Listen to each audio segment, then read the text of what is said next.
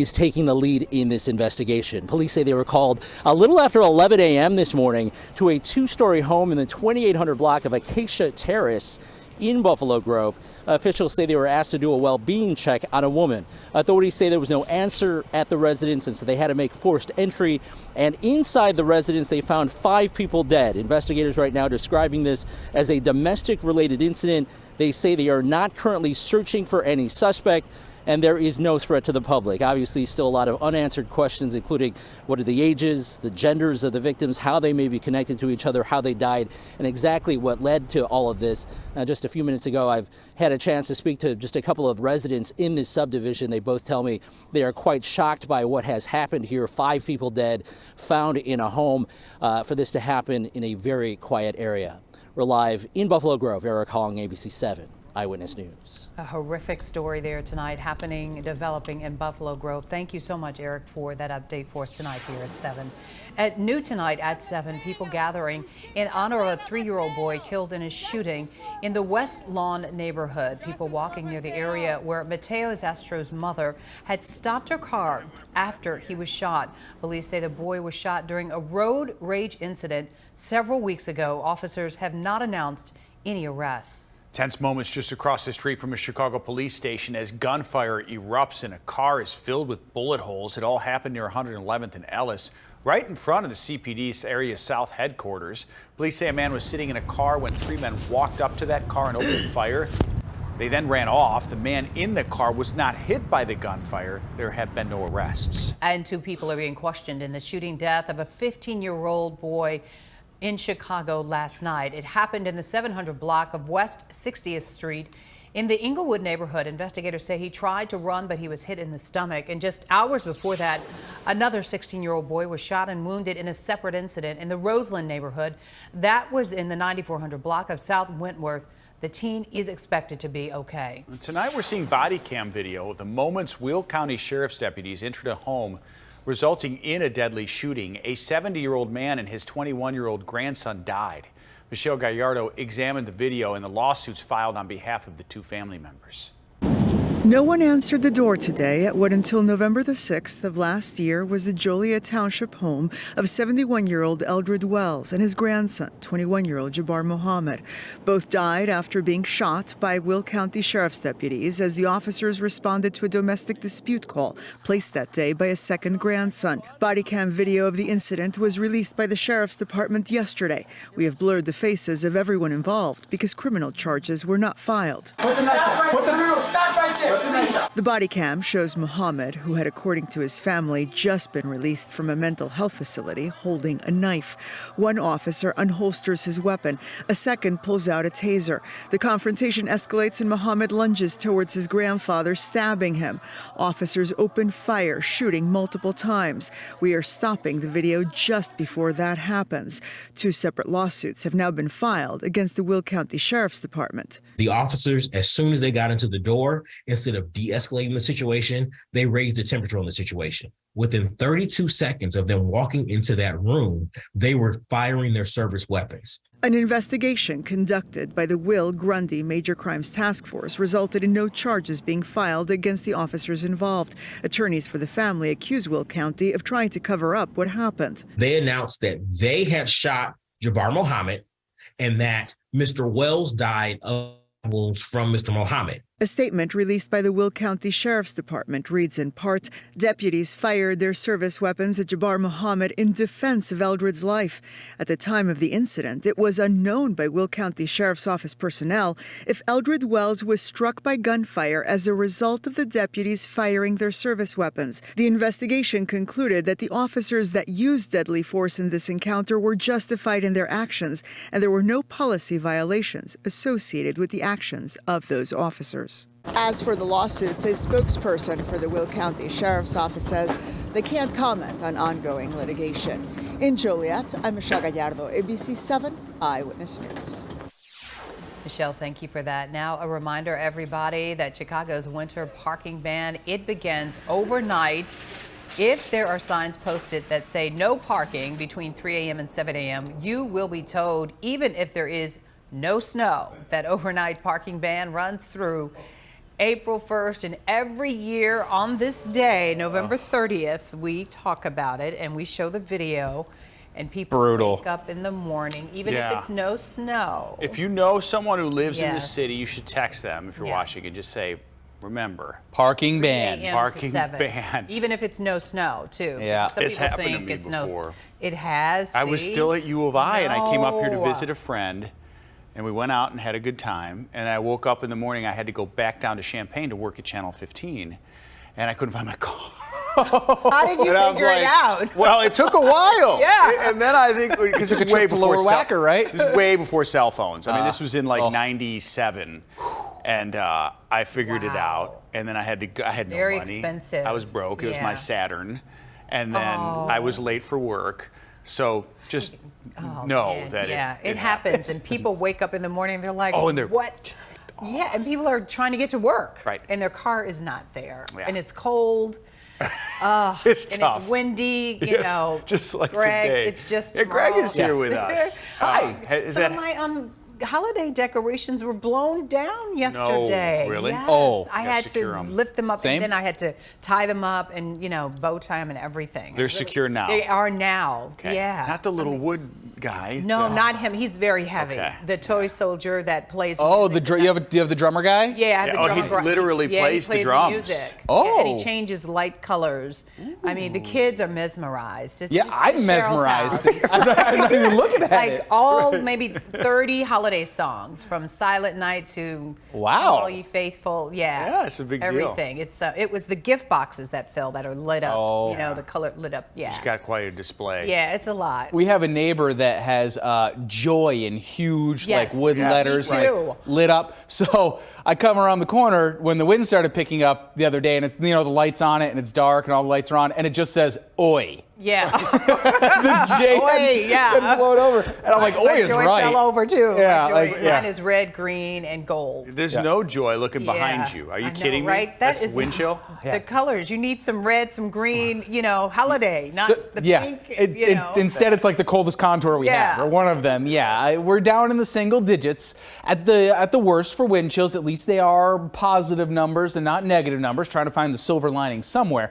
6 degrees our temperature is what it feels like in St. Charles. 9 in McHenry. It has cratered, the temperature has, over the last 24 hours. We'll take a look at the actual numbers for the temperature, how much it has fallen over the last 24 hours, coming up in just a second. First, though, just want to get you through the next 24 hours. It's going to be a 24-hour stretch you got to drag yourself through. And as I was saying in the preschool line this morning, as I was picking my kid up to everybody else freezing out there, we have lots more of these to go. Like, this is just the start here. Mid to upper 20s for daytime high temperatures tomorrow. It really does not get too warm, and it's going to feel even cooler than that with blustery winds all the way through the next 24 hours. So coming up, I will show you how much it does improve, because those temps do improve a little bit tomorrow, and we'll have a look at the extended forecast where it could be near 50 for a limited time only. That's coming up, guys. All right. Yeah, you have to tell us about it. It's still fall, though. All right, Greg, thank you. Well, police are looking for a group of vandals who damaged more than a dozen vehicles. This happened on Howard Avenue near Hoyne in the city's Rogers Park neighborhood overnight. Police say at least 19 cars had their side mirrors snapped or damaged. Some even had their windows broken out. I'm outraged. 19 rear view mirrors smashed in. Nobody saw anything at 1 in the morning. I think that I'm absolutely outraged by the crime in our community. Anyone with information should call police. And tonight we're hearing from a man after his parents' headstones were vandalized. Morris and Dorothy Yellen are buried at a Jewish cemetery in Waukegan. 2 weeks ago, vandals targeted tombstones there, spray painting swastikas on them and other graffiti. We blurred the images. These are all the people that I lived and grew up with and went to synagogue with, and they came to my bar mitzvah and celebrated with me. Recognize that's Larry Yellen, former reporter and anchor at Fox 32. Crews have power washed the graffiti, but in some cases some pink paint remains. Well, the House of Representatives have passed a tentative rail agreement that puts the brakes on a potential rail strike. The bill would bind companies and workers to a proposed settlement that was reached in September, but rejected by 4 of the 12 unions involved. President Biden is praising the vote and is now calling on the Senate to act quickly, but some union members are outraged. I think it's the most undemocratic thing most anti-union thing that has occurred in this country in some years. I think that the Biden administration has no business calling themselves pro-labor. Well, the bill is now in the hands of the Senate, whose members need to pass it before a strike set for December 9th. If they don't, in addition to freight trains stopping, 6 metro lines in the Chicago area could be impacted, affecting 35,000 passengers every day. House Democrats making history today with a newly elected successor to Nancy Pelosi as the next leader of their party. Current caucus chair Hakeem Jeffries will be serving as House Minority Leader next year. New York Democrat will be the first black lawmaker to lead a major party in the House or Senate. In 2019, Jeffries became the youngest member serving in leadership when he became chairman of the Democratic caucus. Well, the committee investigating the January 6th insurrection at the U.S. Capitol may issue its final report next month. Chairman Benny Thompson telling ABC News today they do think today's interviews with Wisconsin Assemblyman Speaker Robin Vos may have been their last. The committee is hoping to issue its final report before Christmas. Treasury Department making former President Trump's tax returns available to a House committee. Last week, the Supreme Court rejected Trump's request that would have prevented the department from handing over 6 years of returns. Treasury Department says it has complied with the court order, but has not said if the House committee has accessed the documents. And Chicago City Hall will be closed part of the day on Friday for active threat training. The drill starts at 10 in the morning, but preparations start at 6 on Friday morning. LaSalle Street will also be closed starting at 7 a.m. The closures all end at 1 o'clock on Friday afternoon. And a big name in the race for Chicago mayor getting a big endorsement. The IUOE Local 150 is giving its support to Congressman Jesus Chuy Garcia. It is a big boost for Garcia, likely giving him access to big fundraising support. Garcia may have needed the endorsement more than most. He lost the support of the SEIU Local 73 and the Chicago Teachers Union, both of which backed Garcia in his failed attempt in 2015. Well, those unions are endorsing Cook County Commissioner Brandon Johnson in this race. After months of extensions, tomorrow's the deadline for Illinois drivers to renew their expired licenses. There were long lines at DMVs across the area today as people rushed to beat the deadline. During the pandemic, drivers were allowed to postpone renewing their licenses. That comes to an end tomorrow, December 1st. I kept putting it off because it was like they said extensions, and I've been extension, don't worry about it. You got it done today. Officials say Wednesday and Thursday generally not their busiest days. It's not the case today. Long lines in the cold out right? there. It's very cold. Yeah, wow, look at that. Well, Illinois lawmakers will wait until their final day of the veto session to make changes to the state's controversial SAFE-T Act. The law takes effect on January 1st, and it eliminates cash bail, giving judges more power on who gets detained. Proposed changes include expanding which defendants must be held and clarifications on what prosecutors need to do to prove a defendant is a danger to others. Lake County State's Attorney Eric Reinhardt isn't waiting for those changes to take action to keep defendants locked up. His office is filing petitions in more than 130 cases to keep those defendants behind bars come January 1st. Now, the cases include murder, sex crimes, and domestic assault cases. Longtime Chicago Alderman George Cardenas officially steps down. His resignation took effect today. Cardenas has served the 12th Ward for 20 years. Mayor Lori Lightfoot has not named a replacement to fill that seat. She has until January 29th to do that. Cardenas has been elected to the Cook County Board of Review. And today is Justice Ann Burke's last day on the Illinois Supreme Court. Burke has served on the state's highest court for more than 16 years, the last 3 as chief.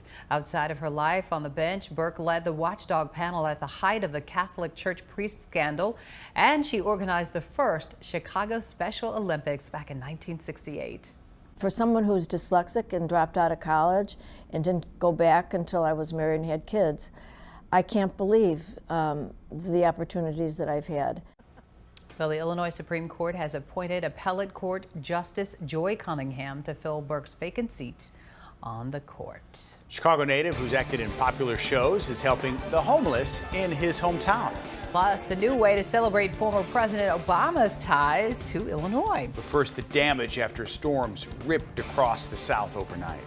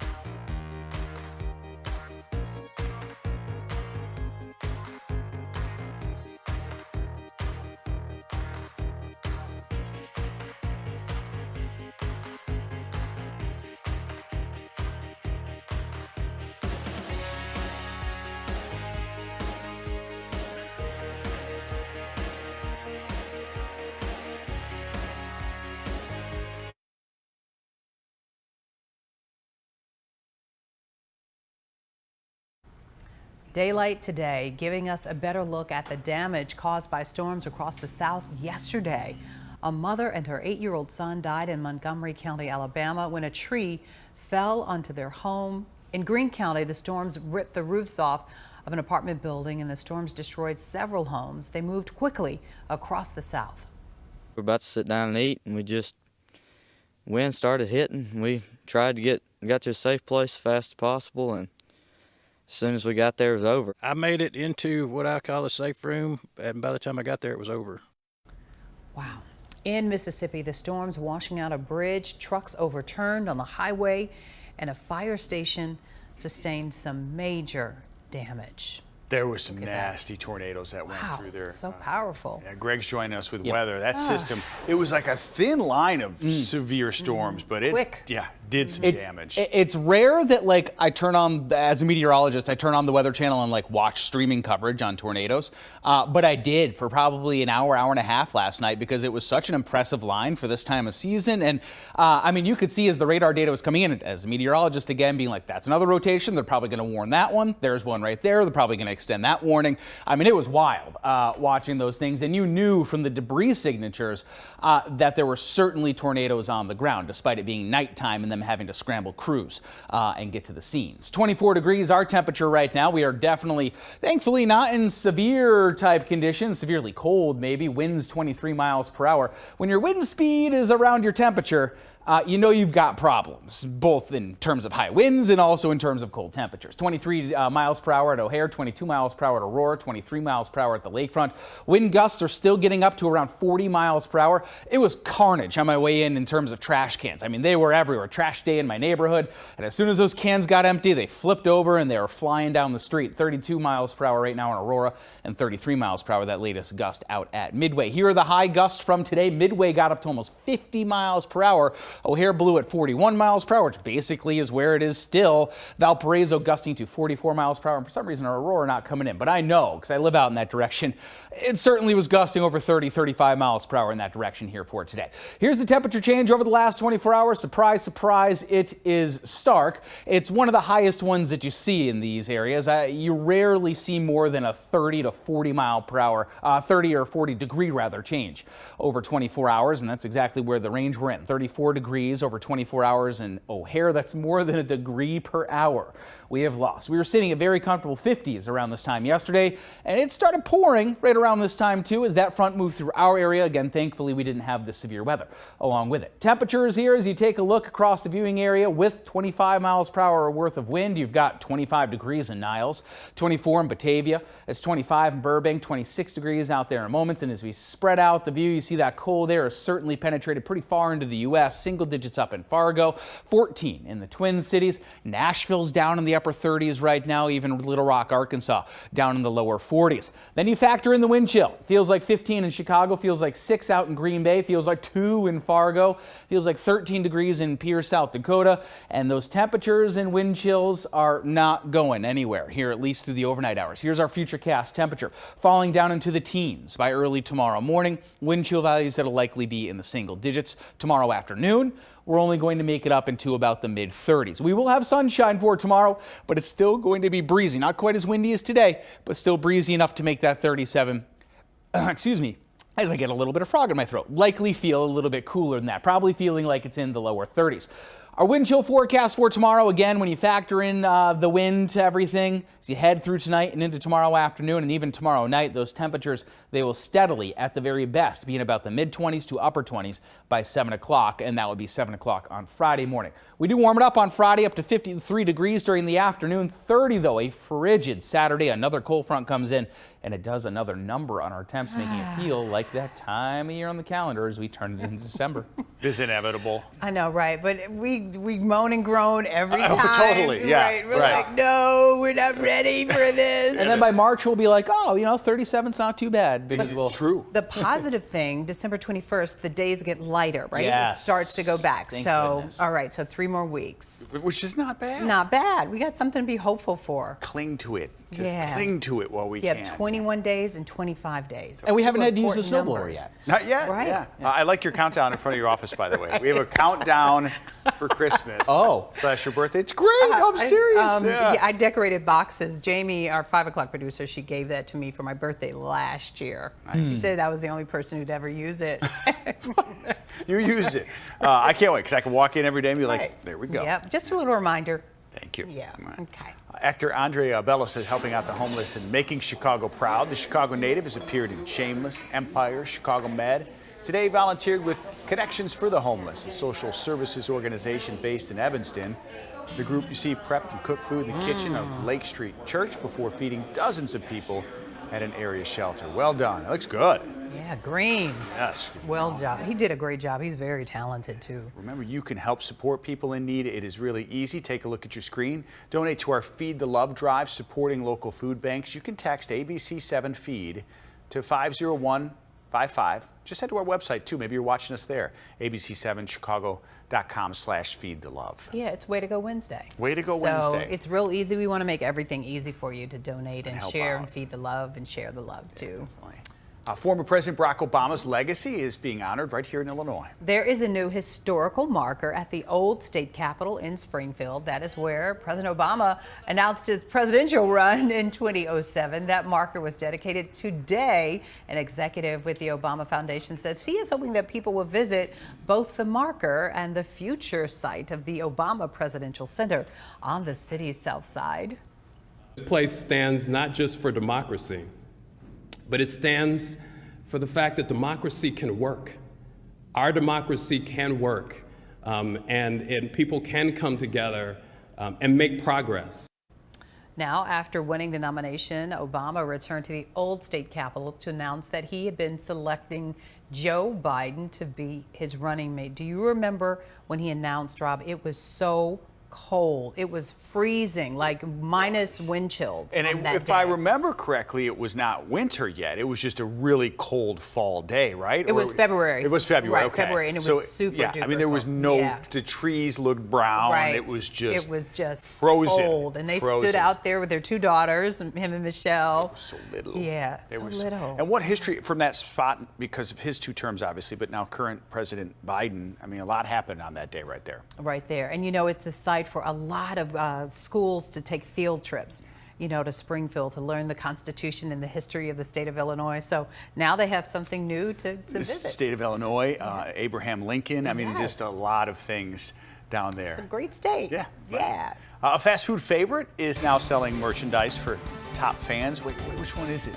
What? Oh, see, that's a good tease because, see, you don't know, but I see the word pickle. Plus, a member of the royal household resigns from an honorary role after being accused of making racist comments. But first, the first of the month is tomorrow, and with rent due, many people may be struggling to pay. Consumer investigator Jason Knowles and the I-Team talk to one woman who's facing eviction even after government assistance money paid her rent due. Stick around for this story next.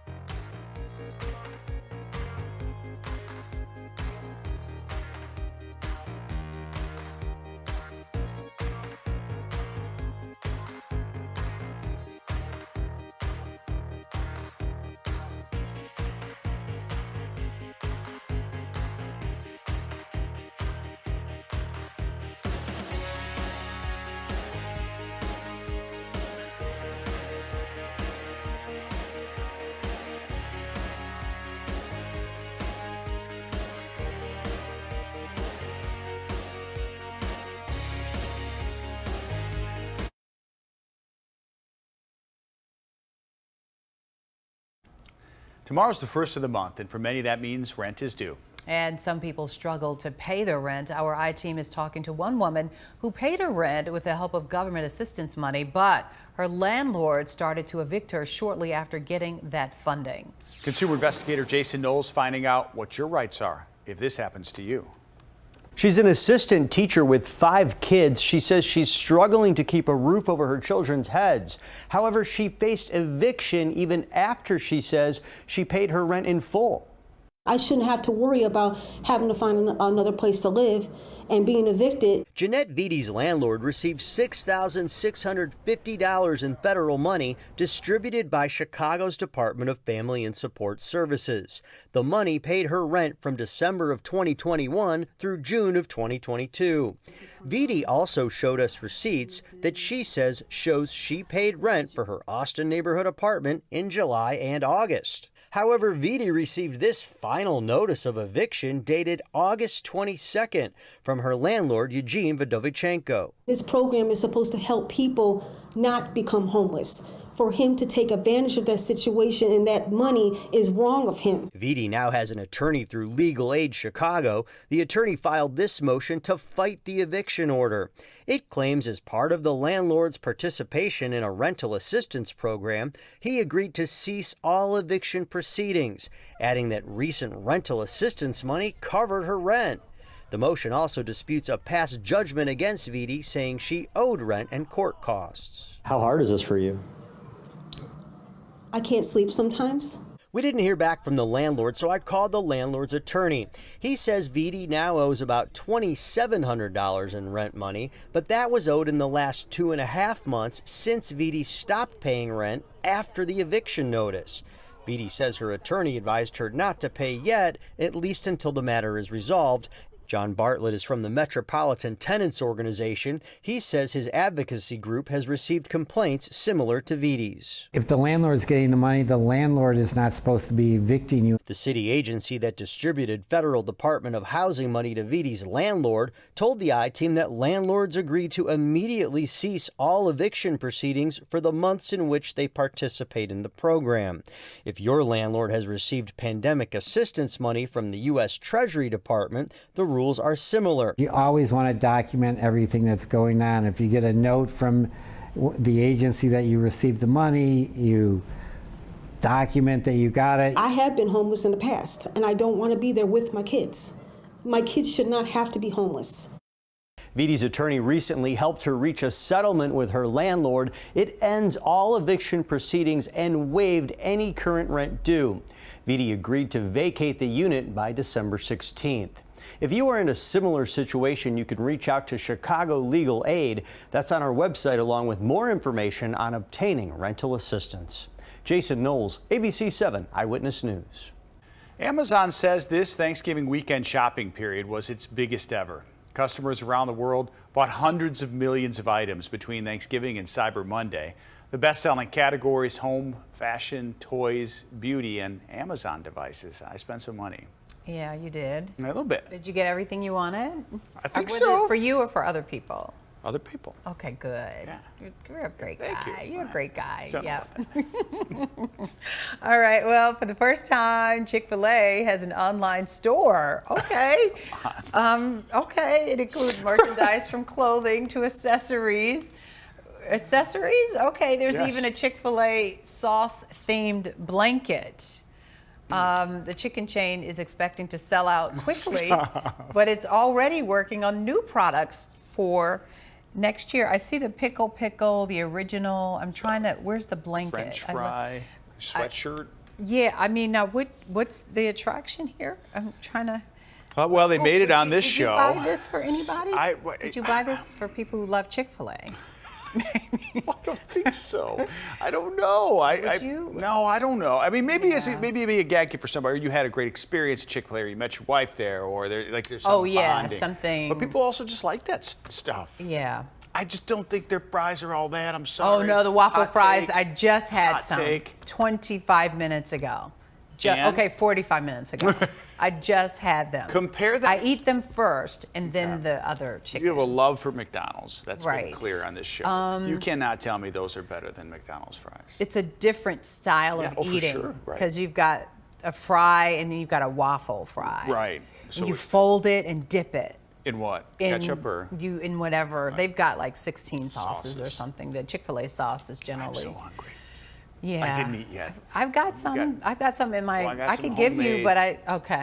This next story won't make us hungry, Michelle saying. All right. Heinz has a new dish for the holidays. It does, yeah. You might think of Heinz ketchup, but in Britain, the company is famous for its soup. And so now it's launching a soup holiday meal. Here it goes.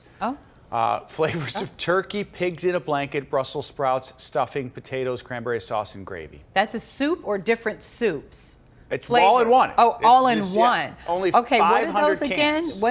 What are the flavors again? Let me go back. Okay. Sauce, stuffing. All right, you got potatoes. Oh, the whole holiday. That might be delicious. I eat it on my sandwich. You got turkey, pigs in a blanket, Brussels sprouts. You got your vegetables. You got your stuffing. You got your potato, cranberry sauce, which I love, and gravy. Can we stop right here? Brussels sprouts are the worst vegetable on the planet. But if you fry them, okay, they're so good. It's on. Greg is up. He's up. Monica says it's delicious. You, Chris? Yeah. You bake them. Bake them and like you wrap it around and season them really good. Put them in a broiler. You got to blacken them. Oh man, you are taking the integrity of the vegetable. Whose integrity? There is no integrity. That's what I'm saying. Are You're you the frying integrity it. food I get so mad about Brussels sprouts. Okay. You can't eat them raw, but it's always garlic or it's bacon or it's grease. Okay, we're gonna give him his own segment. Like air fry it. And that's with good. Broccoli, its better cousin. All you do is microwave it, a little salt and pepper, and boom. You don't put cheese on your broccoli. Can't be as healthy as Brussels sprouts. Come on. No. Brussels sprouts is more healthy, I think. Is it? Yeah. You don't. Well, okay, so you bake your broccoli, but it doesn't need to be all these things. Everyone likes. Saute. No one says they like Brussels sprouts. I would eat a boiled Brussels sprout with salt and pepper on it. Okay. See. Yeah, what? Would you eat that soup, Greg? Oh yeah. Well, I mean, that soup that we just described. I'd eat potatoes anything. And stuffing. Let's be real. I bet it tastes good, and I bet it gets sold out. 500 cans. It's gone. That's it. And it's over gone there. already. Okay. Well, I'm guessing it's over in You Europe. got to get on a plane to go get it. Okay. Yeah. So I am outnumbered severely on the Brussels sprout end. Like 7 to 1. Yeah. 7 to 1. Y'all upstairs, crazy. on the floor, upstairs. Everywhere. And if people who bring them into work and microwave them or heat them up, whatever you do, that is worse than fish. All right, I'll bring tuna tomorrow. In fact, that's better. In fact, my stomach is. Oh my God, you are so it's turning. I'll stand right here and eat a can of tuna You are during judgmental. It's not that. You are a food snob. Maybe it's my mom made us eat them. I don't know. I'm scarred.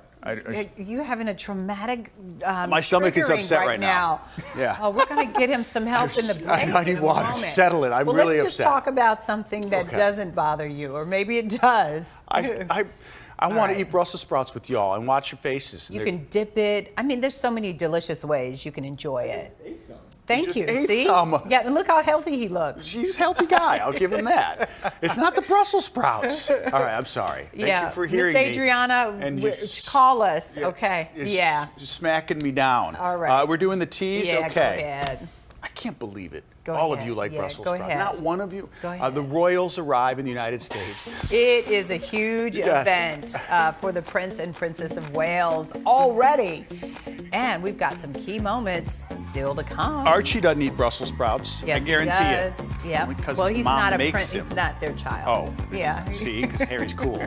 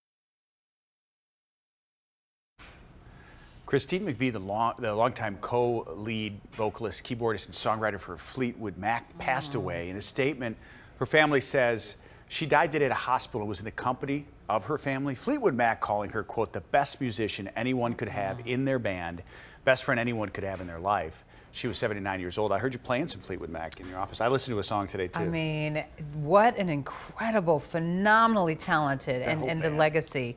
Wow. Yeah, 79. So many great memories there. All right, now to a story about an honorary member of Buckingham Palace. The household has resigned after allegations that she made some racist comments. Lady Susan Hussey is Prince William's godmother and a longtime lady-in-waiting to the late Queen Elizabeth II. Buckingham Palace is now investigating claims that she made a racist comment to an attendee at a palace reception hosted by Camilla, the Queen Consort. And those allegations are causing a rocky start as the new Prince and Princess of Wales arriving here in the United States. Prince William and his wife Kate arriving in Boston today for a 3-day visit.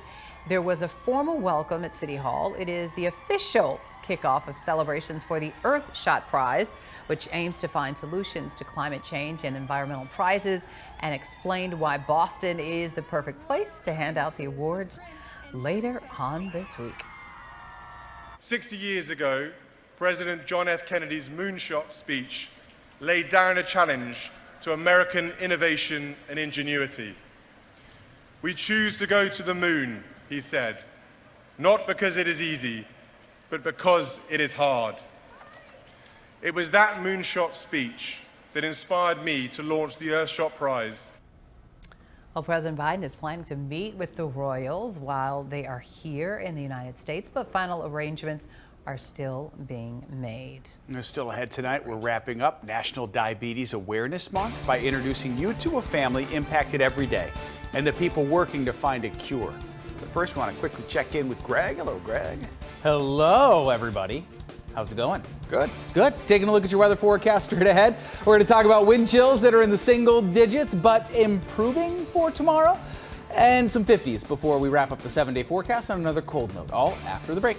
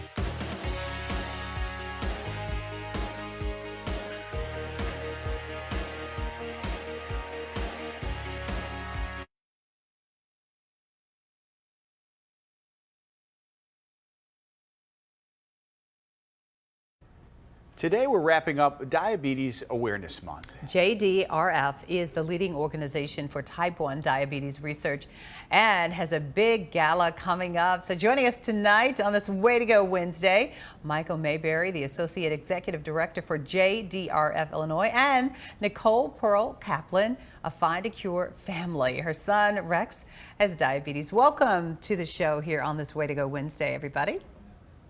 Thanks for having us. Yeah. Nicole, let's start with you. Talk about Rex's diagnosis and what it means for your family. Yeah, so Rex here was diagnosed when he just turned 6 years old. He's now 11, and it definitely threw us a huge curveball. We didn't have a lot of familiarity with diabetes, and it really does change your everyday way of life. And it's a completely new, overwhelming, scary, challenging reality that you learn to deal with and face every day of your life. Yeah, so Nicole, why did you want to choose to share and tell your story?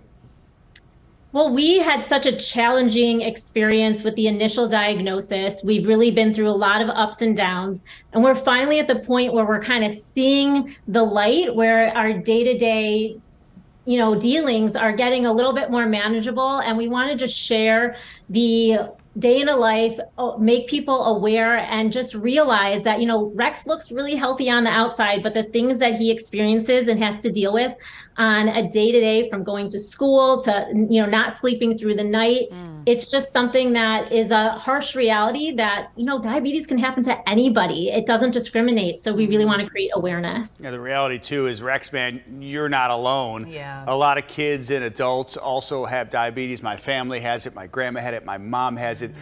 There are a lot of people who are dealing with this disease just like you, buddy. Michael, what kind of research is JDRF helping fund right now? So good point. 1.4 million Americans actually have type 1 diabetes. So that's a number that's staggering to us.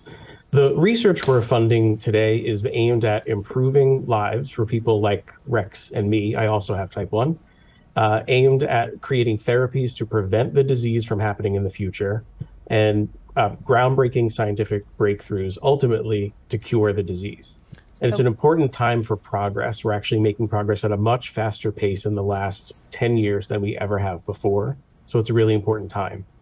So that's a really good point that Rob was making. I think everybody in this building knows somebody who has diabetes, because it runs through families and generations. So, Michael, what is the value of the gala that's happening, and how important is the finances and the fundraising that comes out of this big gala every year?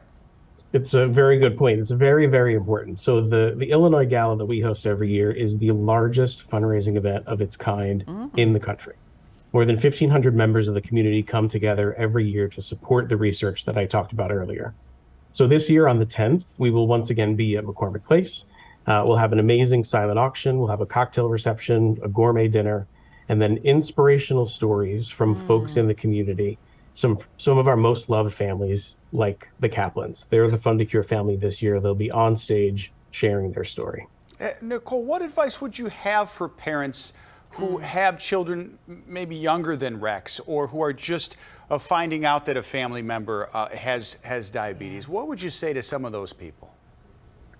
It only gets easier. It's very overwhelming. Just take it one day at a time. And for me, it's the other parents and families who have kids with type 1. That was the community, and JDRF as well. Look to them. That's an incredible support system that's going to kind of keep you afloat when you feel like you're drowning. You really can't do it alone, especially in the beginning. It's so important to know you are not alone. And Michael, just tell us what JDRF stands for one more time. Sure. It's the Juvenile Diabetes Research Foundation, but we are the largest global funder of diabetes research. Before we let you guys go, I know Rex was a little nervous about tonight. Rex, I only have one question for you. It's a yes or no question. Do you like Brussels sprouts? No. Yes! Oh! Yes! Okay, Rex. That's my guy. Okay, see, yeah. That's my guy. We had a debate going earlier in this newscast about Brussels sprouts, and no one else was on Rob's side. He was the only one who didn't like Brussels sprouts. I got tips for you, Rex, under the table. You can distract mom and dad, whatever you got to do to hide them. Thank you guys so much, Rex. You're the man. You're a brave guy for sharing your story. Really. And good luck at the event coming up. So thanks to all of you. The JDRF Illinois One Dream Gala, as we mentioned, is Saturday. It's December 10th at McCormick Place. So it's a week from this Saturday at Erie Crown Theater 2. Right. Judy Sue, the master of ceremonies. We're going to post a link with details at ABC7Chicago.com. She is so excited. She's already been promoting it on her social media account. So it's really nice that she's going to be a part of it. And this is so important. And what Michael was talking about, those testimonials, I think every time when you hear the testimonials, you hear the Kaplan family talk about their journey, that encourages people to want to support and donate. It's a brave young man to be able to get in front of all those people and share your story. Right. And doesn't like Brussels sprouts. See, but that's okay. You still have to eat your vegetables. Well, Rex, that's true, okay? but you do have to. I guess I Yeah, should you mention still this. got to eat your vegetables. I'm glad we talked to them tonight. All right. Yeah, great family. And thank you, Michael, of course, for joining us. Best blessings on your event next weekend, of course. And enjoy Judy's Who's Gonna Rock. You Yes, know for that. sure. Well, People Magazine is picking its People of the Year. Rob Elgus, Is stay not tuned. on He the might list. be on the list It definitely for Best never- News Anchors in Chicago. So at up Channel next, 7. the reason, yeah, right, is very small. The reason 4 celebrities are being honored. 4 of them, yeah. Also, the most streamed artist in the world, at least according to Spotify. Your Wrapped is out. We'll talk about this. Okay, who is it? Yeah, hey Drake.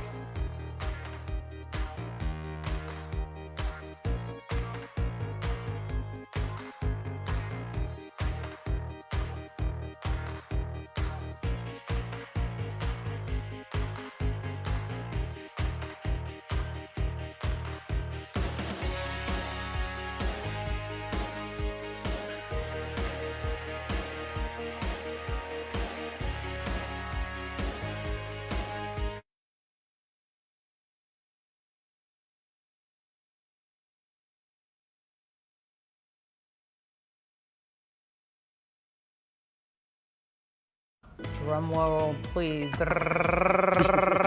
Christmas vacation. Yeah. People Magazine is picking its People of the Year. The magazine's editor-in-chief says the 4 picks are being honored for their efforts to help others. Actor Matthew McConaughey being chosen for his advocacy. Remember, McConaughey's from Uvalde, Texas, and he and his wife visited after the mass shooting there and also spoke at the White House and started urging gun reform in Washington. Actress is Mila Kunis, also being honored for advocacy. She was born in Ukraine. After the Russian invasion, she helped raise tens of thousands of dollars for the people there. And Chicago native Jennifer Hudson being honored for her work on screen. She launched a new daytime talk show earlier this year.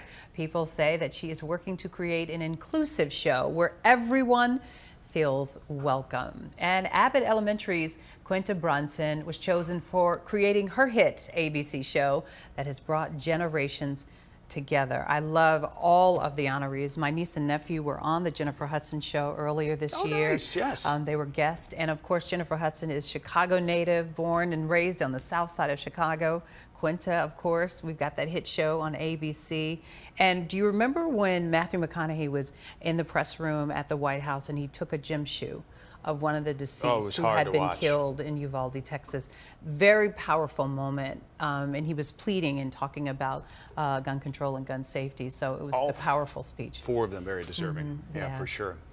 Congratulations. Definitely. Bad Bunny scores a three-peat. Singer-songwriter, the most streamed artist of the year on Spotify for the 3rd year in a row. No other artist has ever done that before. That is incredible. Remember when he was here over the summer concert at Soldier Field, there was a traffic jam all the way back to the north side of Chicago. Coming in at number 2 on the global Spotify chart, yep, there you have it, Taylor Swift. She was also the site's most viral artist, meaning that people shared her songs on social media the most. Rounding out top 5 most streamed global artists, Drake comes in at number 3. He was the most streamed here in the U.S. Number 4 globally, The Weeknd. The Weeknd. Just recently wrapped up his North American tour. Number 5 on the global charts is K-pop sensation BTS. Earlier this year, the band announced they'd be taking a break to work on their individual careers. Right. Have you downloaded any of those top 5? No, but my Spotify Wrapped came out, and my top artists were Bob Marley and the Wailers. Okay. Grateful Dead, Jimmy Cliff, Led Zeppelin, and Toots and the Maytals. I love reggae and rock. Okay, well, those are some good songs and good artists. Good stuff. Really good. I mean, but yeah, so I was just asking. You weren't part of that history-making, record-breaking. Definitely not. Okay. But I need to, I know you listen to a lot on love Bad Bunny, different though. streaming services. Uh-oh. We can only play 9 seconds of that. We could get in trouble. Back it up. What? Yeah, you guys are checking your rep now. Right. Nice. Okay. I want to know from both of you. Turn it off. Oh, okay. Do you do rap? I'm an Apple Music guy. An Apple Music guy. Yeah. Okay. So yeah. Did you download any of those top 5 artists, songs from any of those top 5 this year? What were they? What are they again? The Weeknd, Drake, and Bad Drake. Bunny, Taylor Swift. Oh, Drake for sure. Okay. And Taylor Yeah. Swift. My kid loves Taylor Swift, so I've learned a lot of it on guitar. It's You have Swifties. super easy to learn, which is nice for me because I'm not that great. But I've seen your but children yeah. on Instagram. They can play the guitar. They can, They're doing well, and you are too, Greg. You don't give yourself credit. You're good. Credit for you. Yeah, you can make up a song about broccoli. Down, down, down, Now, if broccoli. you're going to bring that up, funny you should. I have here we go. looked up the nutritional value. Oh, here we go. It's on. And you guys all said that Brussels sprouts were more healthy than broccoli. Yes, I'm interested. I'm genuinely. It's kind of a wash. What are you interested in overall? Like iron content. Iron content. Stand by. That's not on my list. How long it takes to chew it? Chewing content. Okay, what Fiber. What it Okay, tastes tell me best fiber. with. Now, here it is. 1 cup is 31 calories in broccoli, 38 calories in Brussels sprouts. A bit more protein. In Brussels sprouts. Correct. Yeah. Vitamin C's about a wash. Fiber. Fibers. Both You already good. asked me. Good for fiber. Vitamin K, they're crushing vitamin K. But they look very similar to Right, me. they're cousins, like you said. Yeah, wait, here's fiber, I think. Okay, this is compared to kale, which is even worse. Don't even get me started. Kale on is kale. You kale don't is, put kale or Brussels sprouts in your smoothies? Kale should only be used to like pack things into a box. No, you like, got to put them in should your replace like smoothies and peanuts. mix them with spinach in your smoothies and make Wendy them does in your that omelet. today. Yeah, Yeah, that's how I'd use it. Kale. You have to hide kale.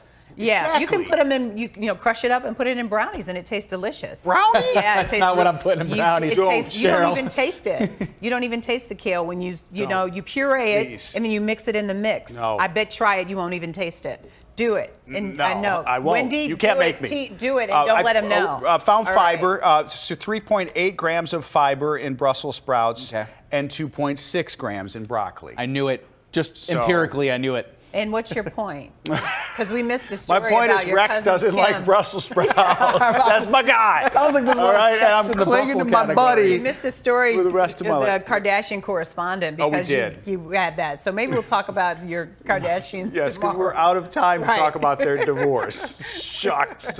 darn. We do have to talk about weather, though. Right, Thanks for okay. humoring me. Right. Oh, we have Appreciate to. it. You know, it's all about you and, you know, the People magazine's best anchor of the year. Who's going to get you the facts on Brussels sprouts? And nobody broccoli, else. right. And the Kardashians. I mean, really, he really is talented and diverse in his reporting Kale skills. and brownies. Try it, I'm telling you. All right, go Michelle's ahead, telling us do the weather, and we're going to talk I will about try it Yeah. if you bring it in. Yeah, Michelle, Yeah, bring it in and we'll check it out. Wendy. I'm bringing it Okay. in. All right, 24 degrees, our current temperature. Wind speeds matching temperatures, never a good thing. Usually that's a bad thing because either your wind speed's really high or your temperature's really low. And we're kind of meeting in the middle with this one. We've got high winds and not great temps at 24 degrees. Anywhere from 15 to 25 miles per hour of sustained winds. Gusts are still trying to get up to 40, but even during this hour of streaming, we've noticed those wind speeds starting to go down after topping out right around 50 miles per hour at midway today, and a lot of upper 30 lower to mid 40 mile per hour gusts. Aurora coming in with a 43 mile per hour gust at one point today.